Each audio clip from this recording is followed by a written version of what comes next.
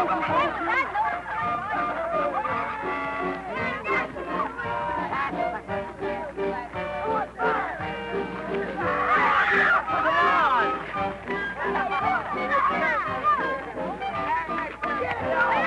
subject of children at play has been a favorite of men with cameras probably since the invention of the first square box with a shutter.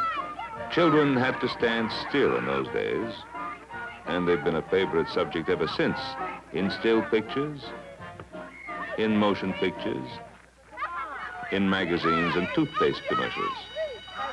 Our subject here is children, too, and our subject is schoolhouses. For the fact remains that almost 25% of our population attend school. And as population grows and communities expand, new schools are built. In most cases, the most substantial building for a few miles around. This particular school is the new South Salem Elementary School, located just outside Salem, Virginia. It's a rather unusual school, a kind of school in the round. Modern, efficient, and attractive. This area, called common space because it is shared by the 3 adjacent classrooms, acts as part corridor and part working area for all 3 classes.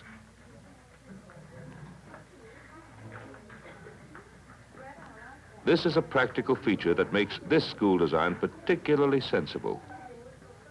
But this area has even more to offer. A plus feature that cannot be seen at all.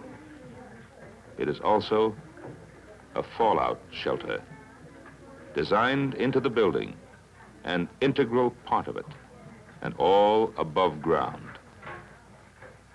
This common space extends all around the building, accessible, usable, as it's being used here.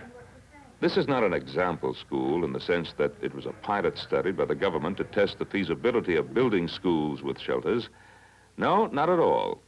Nor is it the first school with this plus feature. Actually, it was done without fanfare, the result of a strong conviction by the district superintendent of schools, and accepted by the surrounding community and the architect, who took advantage of the plans and technical materials furnished by the Office of Civil Defense in working out the school fallout shelter design. How was it done? The architect came up with this design, a circular building with 21 classrooms around the circumference, with the library, gymnasium, and offices in the middle core. Common space, common to 3 classrooms, here.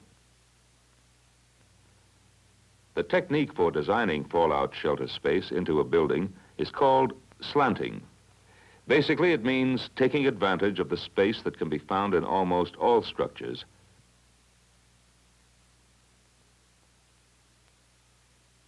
and making a few adjustments in windows, the location of doors, or the reinforcing of a wall or ceiling to give fallout protection.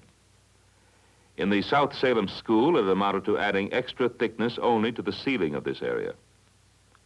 But this is what they had to start with: the outside wall of the building and this inner wall between classrooms and common space. Together, they already formed a combination vertical shield that could cut down radiation from the outside, from this direction, even with doors and windows in the outside and inside walls. So, to make this space an adequate shelter, the 6-inch concrete slab ceiling was enough to cut down radiation from the roof, and the shield was completed. Here are the costs. The total cost of the circular school, $437,400. This amounts to $11.60 per square foot. Of that $11.60, only 16 cents per square foot was for the plus feature, fallout shelter.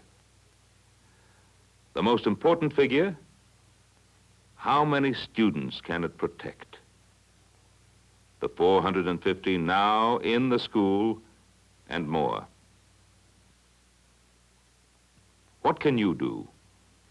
The Office of Civil Defense asks you as a citizen, you as a school board member, and you as a parent, to be aware of the way fallout protection can be added to school buildings as it is in new construction of buildings all over the country, using slanting techniques when they are designed and planned. Schools should first be designed as practical, efficient centers for learning. This school is a good example of that. But we urge you to see to it that they also have the added plus as this school does, for as many reasons as there are children.